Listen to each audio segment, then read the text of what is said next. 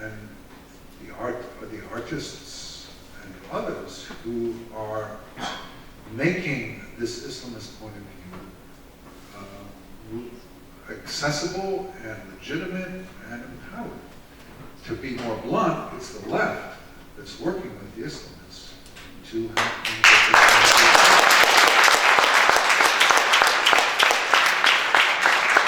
And that's universal throughout the West. Interesting, it's not universal in the Muslim majority, but it's throughout the West. It's in Japan, it's in India, it's in Brazil, it's throughout the world.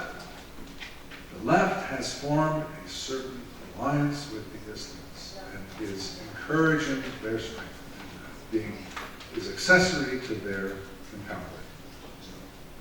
Salim, do you want to add anything about Canada? Do you want to add anything on that regarding Canada? Well, in a general sense, Canada is part of the West. I just want to add.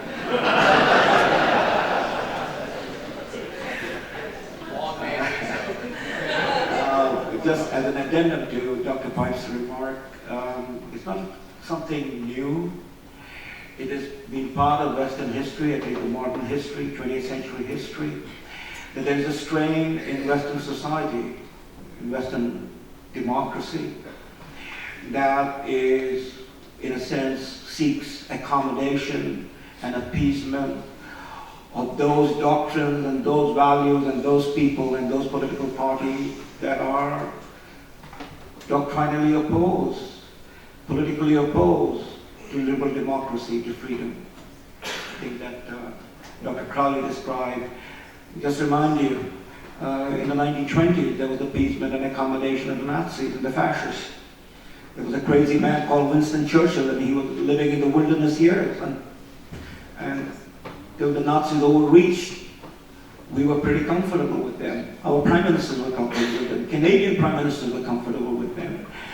The same thing was repeated with the communists, though the Cold War started.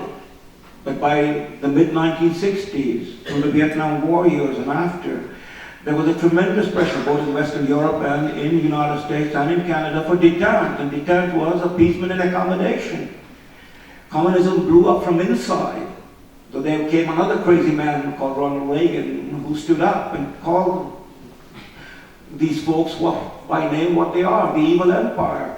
But there is that very powerful strain. And as Dr. Pipe has pointed out, as we have in many occasions pointed out in Canada, our political parties, the multiculturalists, the people who, say all cultures are equal and will not make a judgment, are, in a sense, in full embrace of the Islamists, and they are the danger. I've got a question for the panel. I wonder if each of you would talk a bit about immigration.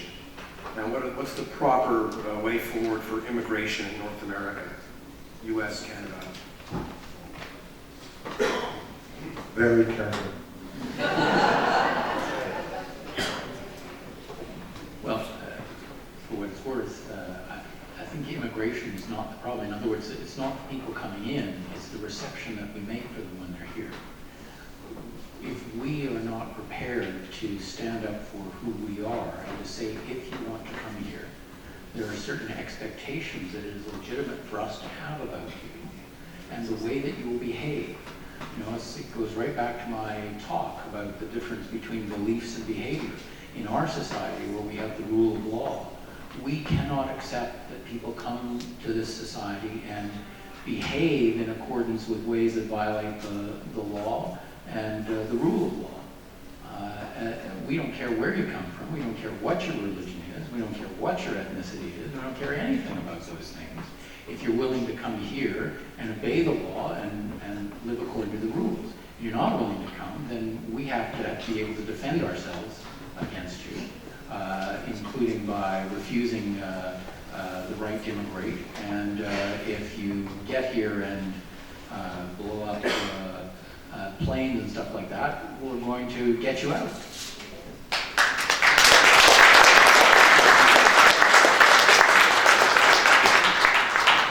I would say that the West, and Canada in particular, has to make a decision.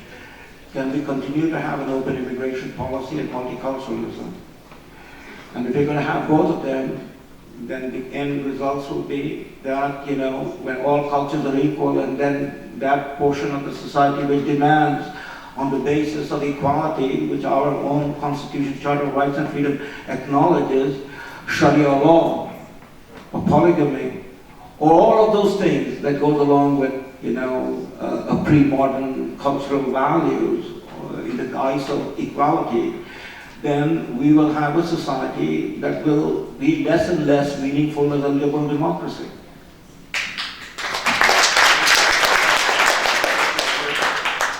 My question is whether it's possible for anybody on the panel to explain Shia and Sunni in terms that are not based on some theological event in the 9th century, but on what it is that makes those people kill each other today. Actually, it wasn't the 9th century, it was the 7th century. I wasn't there. I was, actually. Has to do with an argument over the succession to Muhammad. Should it be the best Muslim or should it be the descendants? And this argument took theological form. Initially it was a political argument. It took theological form. And it's actually seemed to be more of a defunct 40, 50 years ago. But particularly with the ascendance of Ayatollah Khomeini in 1979, it revived. And now it is a powerful force in every country where there are both Sunnis and Shiites. And it is more communitarian at this point than theological over dispute over who should succeed Muhammad. Take Lebanon as an example. Lebanon is a country with 18 different recognized communities, and Sunnis and Shiites are two of those. And they are separate, and they have different interests, they have different leaders, different everything. And one finds in Iraq, similar. And by the way, in Iraq, the Sunnis were dominant for 5 centuries and expected to rule forever. And one of the things the US-led invasion led to was the overturning of Sunni domination. The Shiites emerged. So it's communitarian, basically. Next question over here. Yes, hi. I just like to have a comment from Mr. Crowley. If you understand that every holiday is open to interpretation, how can you say something like the fact that it's okay to be a radical in your views, but it's not okay in terms of your actions?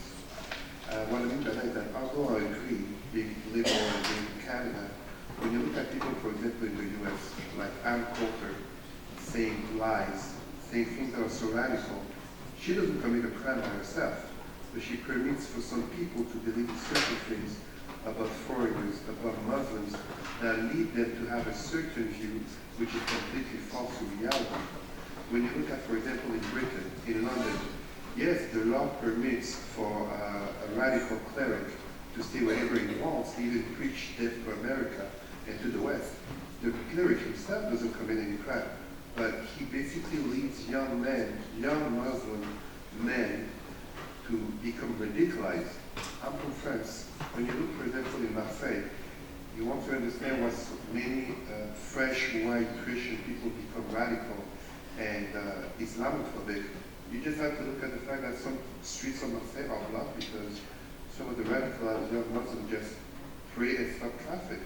So I agree with you as a person, and I think most here agree that you can have any radical thought that you have. The problem is that the West also permits for Islamophobia to occur by dealing with the extremists and by being stuck in its reading of freedom.